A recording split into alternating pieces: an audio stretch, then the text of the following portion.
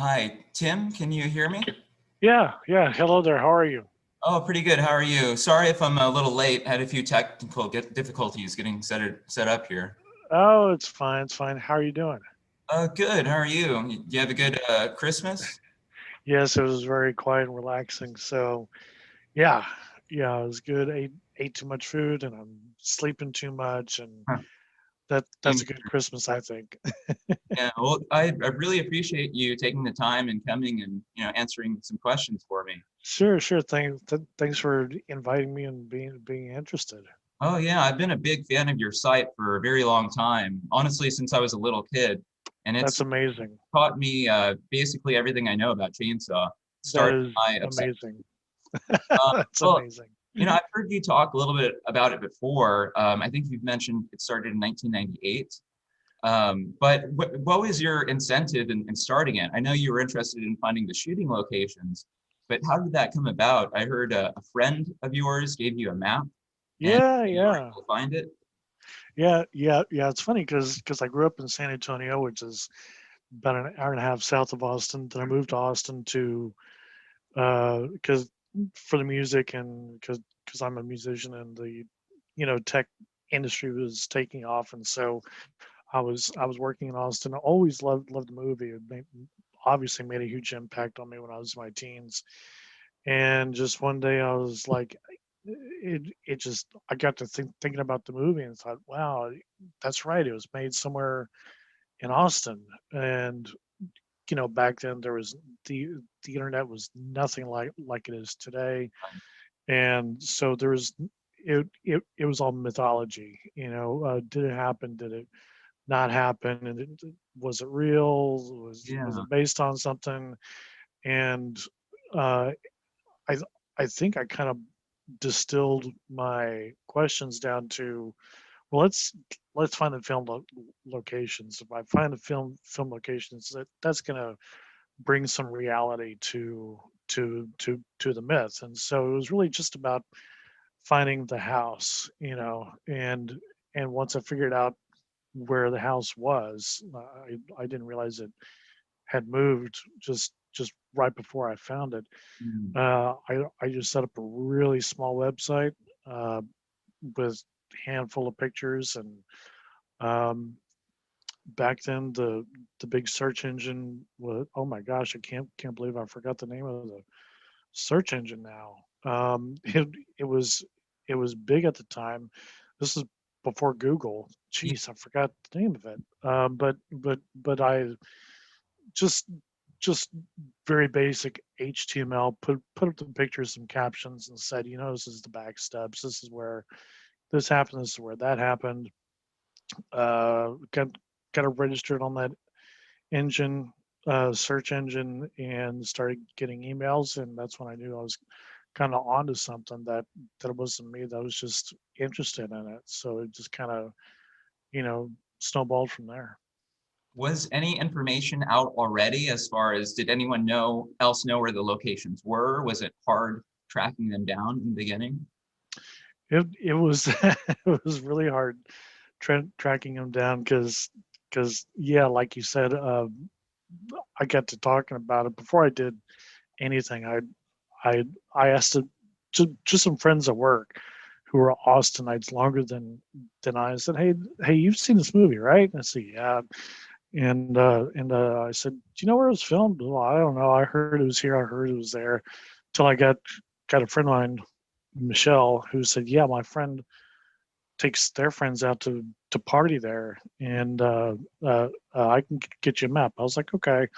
Well, I didn't take her seriously, but she came back with a map, and uh, sure enough, it was kind of where I thought it was, but it was a lot more specific. So that was the house, and then the second place of interest was a gas station. Hmm. And I asked Gunner, he didn't know. I asked Alan Danziger, he couldn't remember. Um, I had no contact information for Bill Vale, uh, no contact info for Paul Partain. Um, this is all. also when Terry McMinn was on her own doing her own thing. Yeah. So I really had no help, except that um, I think Alan told me it was in Bass, or maybe no, I'm sorry, maybe it was either Alan or it was Bob Burns who told me it was in Bastrop. So so I said, okay, my wife and I to take a day trip out to Bastrop. We don't see anything like it at all. Um, but there was a side road, which is I think County Road 306. And so I thought, well, let's just go down this road, see what we see. And sure enough, you drive like about a mile and a half down, and there it was on the left hand side, you know, and it was like a miracle, really, to find that. And then so I posted that, and then my website started gaining attention and some traction. Um, and and Gunnar Hansen, lived for quite some time in Austin. Went Oh, to yeah. UT. He moved to Maine to pursue writing after he did the movie, but he came back to Austin in '99 or so, to take care of his mother, who still lived in Austin. And so we got to be good friends. And I think it was because Gunnar mentioned me to Bob Burns that Bob actually called me straight out of the blue one day, um, and I was just blown away. I was just totally blown away. I was like, really, this is Bob Burns, Oh, and he was the nicest guy. He really was. And great I, stories, yeah. yeah, and I said, yeah, yes, this is what I'm doing. He asked me a few questions, and I asked him. I said, where was the cemetery? And he says, oh, that's Baghdad Cemetery, up in um, just north of Austin. And um, I was like, really? Okay. So I found Baghdad Cemetery and go out there, and that was huge too, because the opening scene of Yeah. Chainsaw is so iconic, and yeah, so there was that, and that kind of rounded it out, I think. There's been other questions about the highway scenes. I think Right. Paul and Alan both told me they were off of what was called back then Georgetown Road, which is now known as Highway 685. Completely unrecognizable, because now it's all just built out with buildings and offices and stuff. Yeah. A And lot of those locations are unrecognizable now. absolutely, I mean, you can still go to Quick Hill Mm. where the original house was. You can still go there. It's um, and and of course the gas station is still there. It's being taken care of by those folks there. Cemetery really hasn't changed, and that's the cemetery is kind of a disappointment, because once people found out where it was, people started vandalizing it. They not so much vandalizing, but taking pieces of tombstones, and that I get that they're chainsaw fans, but at the same time, above all, it's a cemetery, Yeah. and and should be treated with respect. And a lot of chainsaw fans do, but so there's that's the only real downside I can really see, but yeah, that's how all that kind of happened. Well, I mean, and with the Quick Hill location, I guess that's still kind of, when is the whole La Frontera, revitalization going to happen? Well, that's been the been the big question for several years. I I I'm not really sure if they're going to do anything with that land for some time. They did kind of rejuvenate it by cutting back all the wild brushing up there, and planting rows of trees. So just kind of guessing off of that, I don't foresee them doing anything with it anytime soon. and now we're in this pandemic, which I think has kind of put a hold, put a pause on basically everything. Um, so I just honestly don't know. That's a question I've had for, I don't know, 15 years, Think more than that. appeals also to Round Rock to try to get it made into a Texas landmark or something, I heard. That yeah, that was me. That so I got a hold of somebody in the city council for the Round Rock City Council and threw it at them. Um, and and it didn't catch any traction. And I think the reason why I didn't get real far with it is because I can't imagine that it's a positive tourist Right.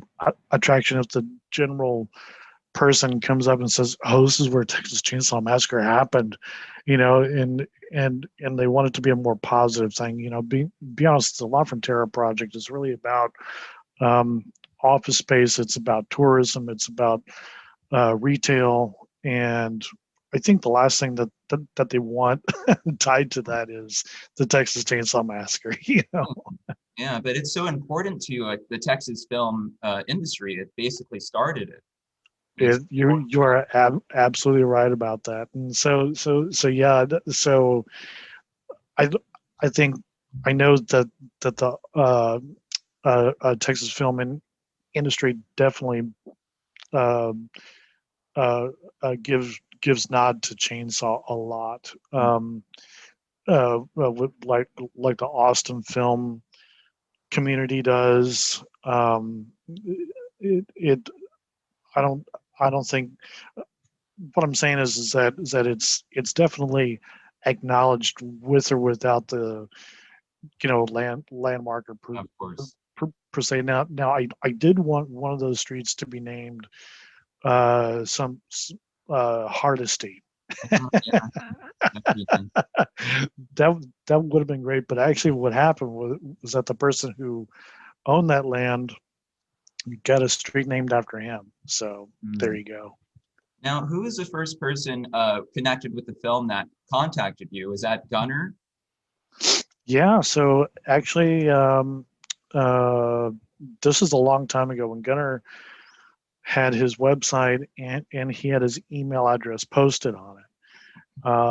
And so I first contacted him when I was trying to find the house. I sent him a message and I've archived that email. I still have it. And he just simply wrote back something like, "Not nice to hear from you. Sorry, I don't remember whatsoever where it was."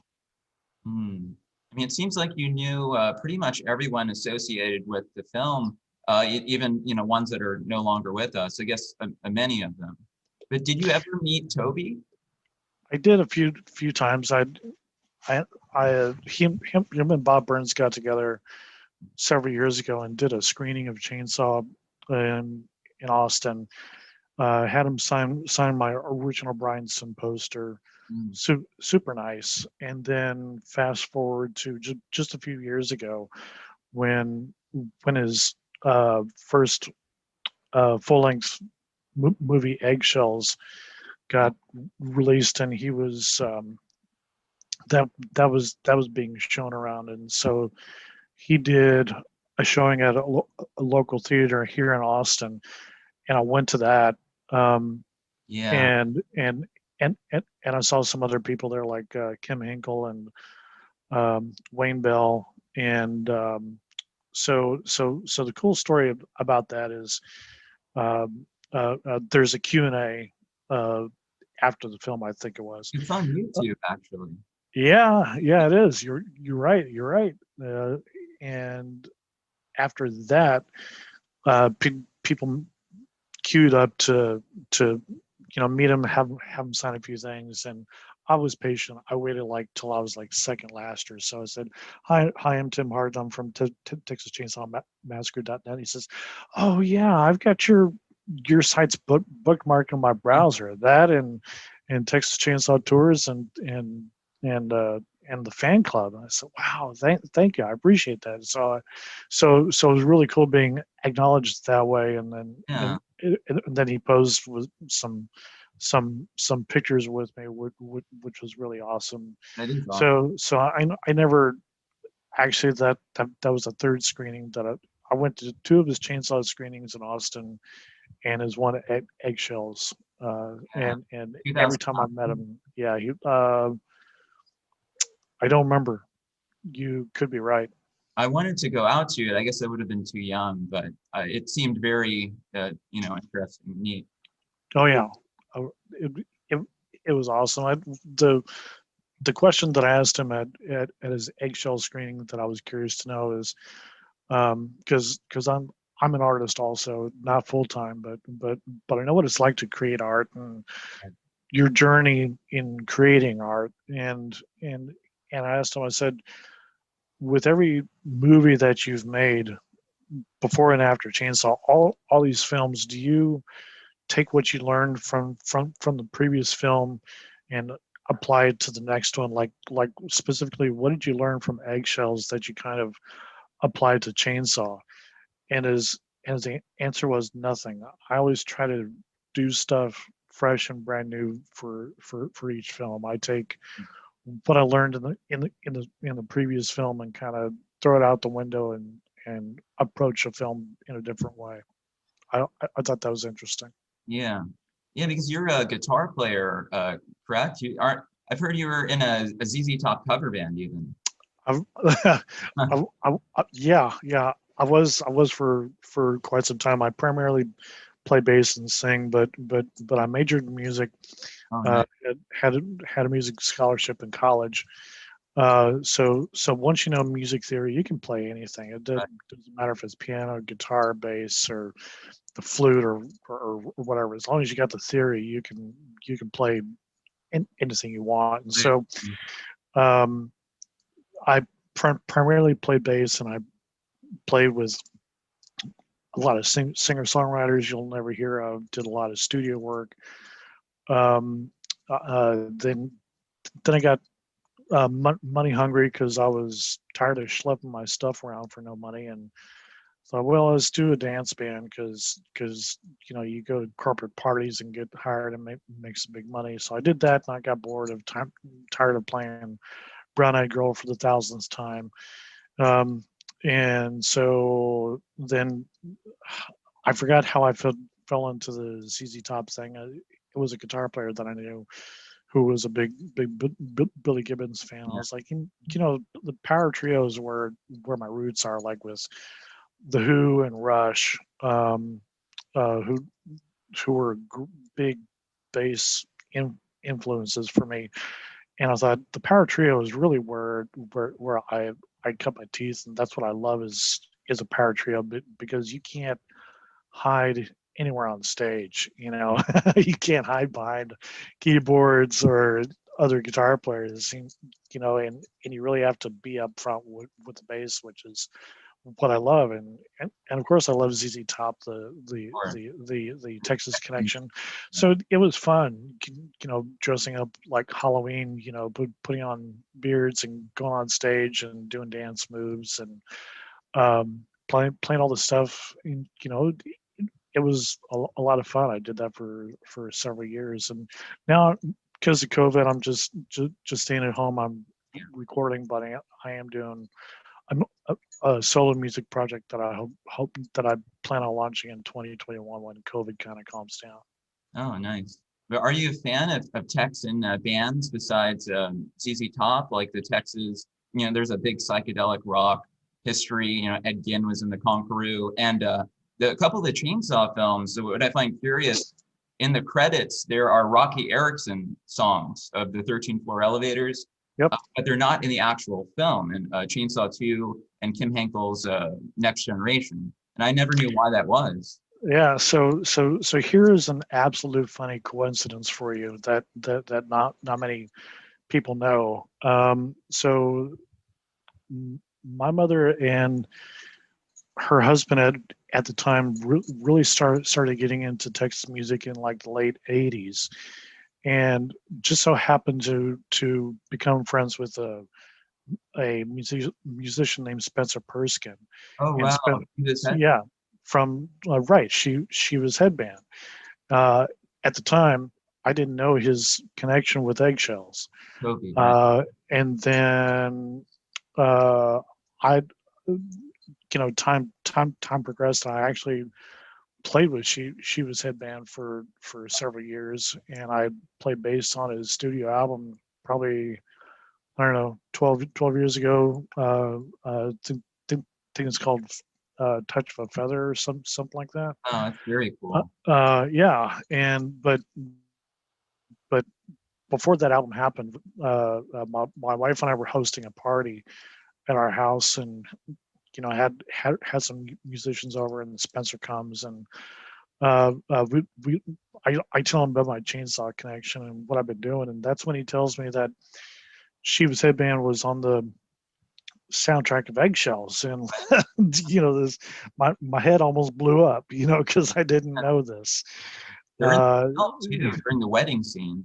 yeah, yeah, they're in there, and it just so happens she was headband is more predominantly in another film after that, called The Thief Who Came to Dinner. Mm. And I found it on VHS. It's on DVD now, but has a couple of big name stars in it and stuff. Is it a But local film, a Texan film? no, it's a Hollywood film done in Texas. Mm. Big big big budget thing. So I played with Shivas for quite some time, and I still do it every once in a while when Oh, wow. when something pops up. But yeah, I also didn't know that Ed Ed Gwynn was with the Conqueror, which Yeah. played a lot with she was headband at the at the Vulcan Gas Company, and Yeah. Armadillo, um, and many other venues back in the day. With Bob Burns too, there's that connection. And at the Vulcan, apparently Daniel Pearl, the director of photography of Chainsaw, worked Mhm. at the Vulcan shooting videos. I'm going to talk to I I didn't know talked that. to Ed Ginn the other day, but soon I'll ask Daniel about that because I'm very curious. The whole connection. That's wild. I didn't know that, and I'm really impressed with Daniel Pearl's catalog now. I mean, Oh, yeah. he's a big time, still a DP, but uh uh uh uh yeah, he's done all these music videos and Yeah. these movies and stuff. He's big time. Really the most prolific cinematographer of all time, arguably. Yeah, probably, yeah. And he was the youngest cinematographer ever when he shot Chainsaw. He was only 23 years old. That would make sense because yeah, they were still in college or just out of college. That Right. makes sense. Yeah. Yeah, I'm fascinated by the whole early Texas film industry scene. They were in Shootout, him, Ted Nicolau, Larry Carroll, and also apparently Richard Corris, who was the DP on Chainsaw 2. I Shoot, have not met him, so yeah. yeah. I don't know much about him, but I'm I am also fascinated by that. In fact, um, probably in 2003 or so, my wife and I had a party where we asked Wayne Bell, Lou Perryman, and Gunnar Hansen, just them to come over and have some enchiladas and beer, and they did, and that was a great evening. We just sat on our back porch. A be- beautiful night. Talked about, of course, we talked about Chainsaw, but talked about the other films that Lou has been involved with, and that Yeah. Eagle. Wayne right, Eagle Pennell, and that Wayne Bell's been in involved with and stuff. So that's a night I'll never forget. That was great. Yeah, that's cool. I'm really fascinated by all the other bit besides the shooting locations, though, all the other bits of information you were able to dig up, all the research you've done. I mean, as far as the music in Chainsaw, for example, finding all the song names, but just history of the house. I mean, how did you find all this stuff? uh, Blood, sweat, and tears. That's all I can say to it. Because the I think the hardest research was trying to figure out the real roots of the house, because there's no blueprints. So the only thing that was really known was that the wood that that that that actually built the house was from a company called Knoll Lumber Company, Nalle. They're now think a real estate company, but they're still around. Um, and so the the only oral history that I really had uh, about the house from previous occupants was that it was a kit house. It was put together in a kit fashion from blueprints, uh, and somehow somewhere the the name Sears Roebuck came up, probably because Sears Roebuck at at at the time, in the early 20th century, late 19th century, they had Sears catalogs of things you could order, and they still do. Well, until they went out of business, I guess. But you could order blueprints for houses, and I did a bunch of research trying to find it through old Sears catalogs. Couldn't find it, and I just tripped across a forum some years ago when I was doing a search on kit houses on this architect um, who did that, and the name escapes me. I feel embarrassed right now. I can bring it up on my computer. Yeah. Um, but let's see, what was his name? I've got it here.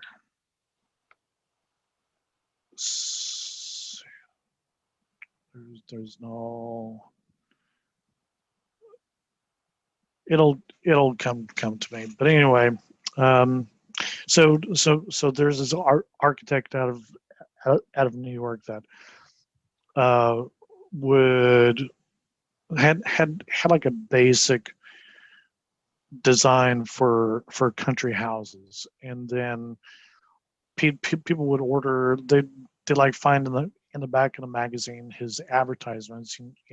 Here's a basic house, and I'll customize it for you. If you want a bigger den, if you want more bedrooms, if you want a second story, if you want a big porch, and and he'll work with you, and then he'll draw it out, and then you pay the money for the blueprints. And so he would make one blueprint, but then would have to hand make two more. Of course, there was no Xerox back then. There was no way of copying paper except just to redraw it by hand. And so he would make three copies of it.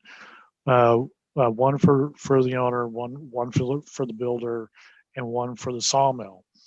And that copy got sent to the sawmill, which was Knoll Lumber, and that's how it was built. Was they pre-cut those pieces at Knoll Lumber in Austin, and then it was shipped by probably horse and wagon, late 18th century, late 19th century, early 20th century, to where they wanted to build it, which was way outside of Austin in this little town called Round Rock.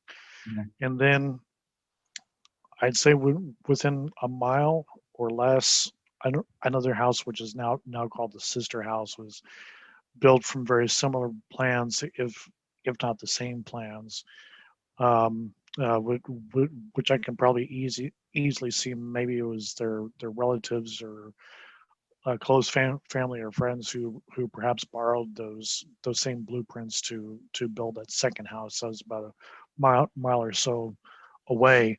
And that house, as we all know, is now in Georgetown, which is north of Round Rock, and as last I heard, it's a dentist office. Oh yeah. It's actually two offices. I think one side is a dentist. The other side, I think, is a regular office, like a realty office or something like that. I didn't know. So it's really interesting. And then I'm sure you've been on YouTube and you've seen some old videos of kids finding it, finding the house on Quick Hill in like the late 80s, early 90s, and taking photographs of it, which is really interesting. Well, you missed it too, right? When you went to see it, they'd already moved it to. Yeah, I've got horrible timing. So finally find it, and you know how homes it was like a pier and joist type of foundation, of course. So you know it's like damp and moist. The ground is damp and moist where the house was, and it was still damp and moist, and the rocks were there. Where the uh, rock work was on the outline of the house was blatantly still there.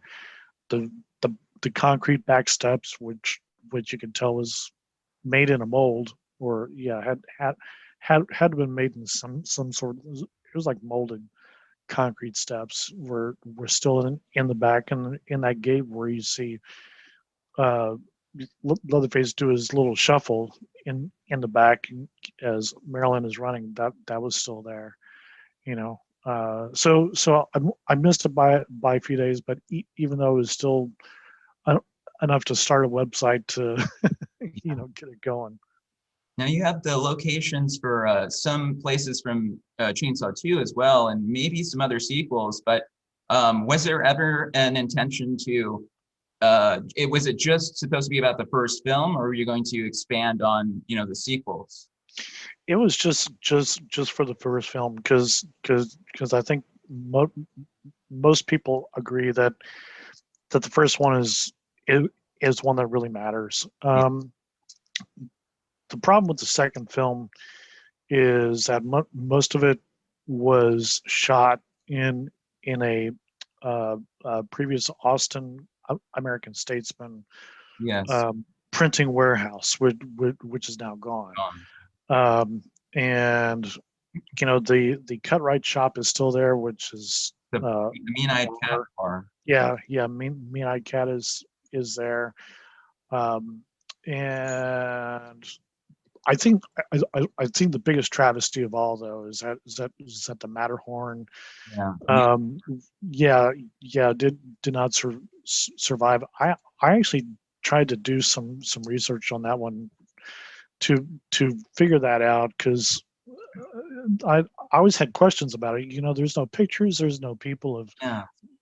riding rides on it, and it turns out it was a guy who was a businessman, uh, who was in into creating amusement parks. He threw some money at the Matterhorn, but he evaded taxes. Mm. So it was only open for a few months till it shut down. Um, and he actually, I think, died recently. Maybe like in 2017, 2018. But heck, if I known that, I would have called him up and asked him a bunch of questions about it. But it would be really cool if that was still around, but it's not. So with Chainsaw 2, with these major locations gone, it's kind of hard to talk much about it, film location wise. Are you still updating the site, or do you have any plans to, post new information, or is your focus more on the fan club? As it, So it's my focus had been on the fan club, and also Texas Chainsaw Tours. right. The Chainsaw Tours thing has really been put on hold because of COVID, and which is fine, because I mean Mm. I was really doing that just as a fun gig. Yeah. Um, the fan club is cool for those people that are really into chainsaw and want some one of a kind stuff. Um, and but as far as the main website go, I just got to a point several years ago where there wasn't much else to cover, um, uh, on on the topic, and there were certainly a lot of documentaries being created after that. There was a lot of um, uh, interviews that it's it's the internet. People find this stuff and they put it on YouTube, they put it on Facebook, and so there's a lot other resources that, countless interviews that people can go to and basically hear and see the same things. So more and more, I just see my website as really being kind of like an archive for this type of information. There was a time where after I made the site, it became kind of anarchic, because it's using old HTML code. It's I like using that though, the old look, how it's consistent. thank you. With everything, it's like once it once something gets made, the trend will start to change. Uh, but then it swings back around and becomes retro. So then it's like I I I think it's fine the way it is, and Yeah, the content uh, there, yeah, the information is solid. It's the best chainsaw site on the internet, in my opinion. thank you, thank you. That that means a lot. That's something that I've always believed in, is that people have come to me saying, hey, I can make your website flashy, I can do this, I can do that. And I'm like, all that I think really matters is the information. That's what people really want. That's all I've ever wanted, is when I want to find out something, I go there and I can read about it. I can get my questions answered. You don't need any flash to or bells and whistles to make that happen. And that's why I just haven't really done much with it for a, a few years now.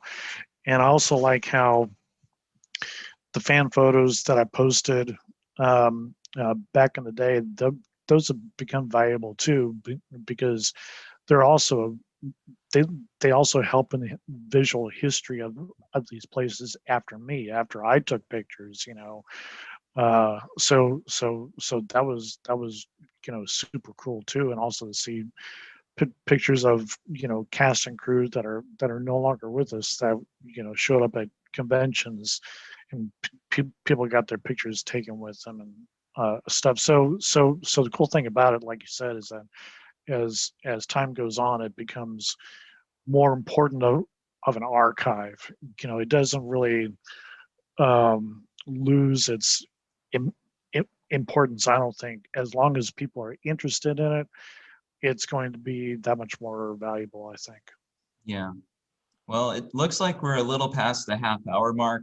I could talk your head off all day about stuff, but I guess to close here, did you ever have a plan to take, all the information you've amassed and maybe make a documentary yourself or write a book on chainsaw?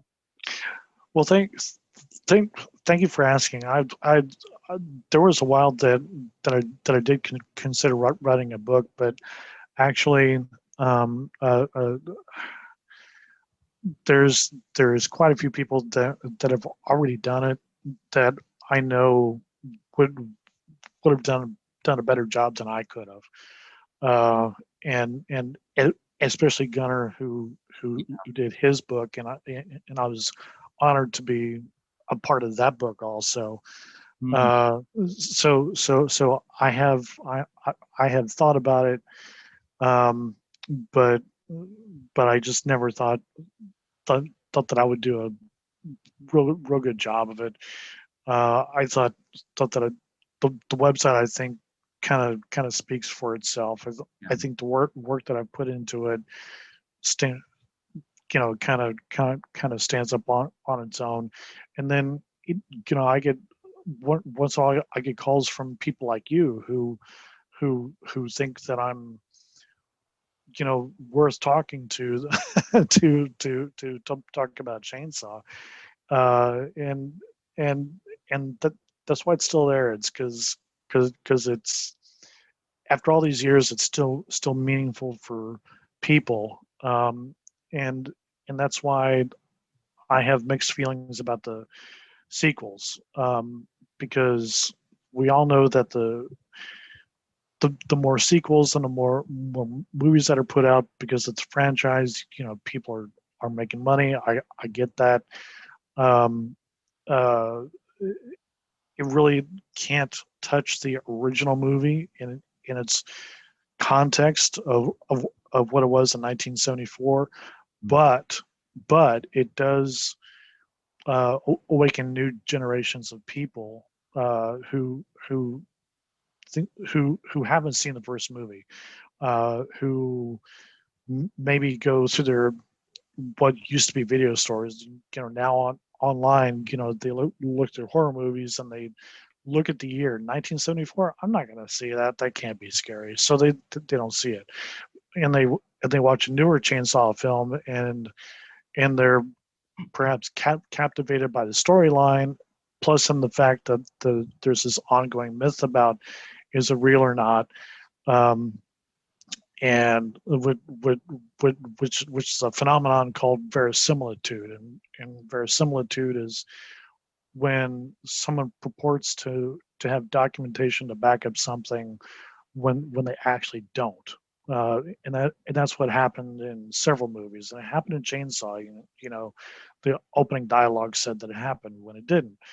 But then, you have generations of people who uh, give falsehoods to maybe make their family members go wow, and you tell them a story to make their eyes big or to scare them, and they take it as fact. And so between the sequels and the mythology of Chainsaw, that's why we're still talking about it, and that's why we're still seeing all these movies come out, and it's because of that there's still an interest in the first film, and the first film is still relevant outside of the film community, and it's still relevant to horror fans and people like us. So Yeah. yeah, I I think that's a good reason why we're still talking about it to this day.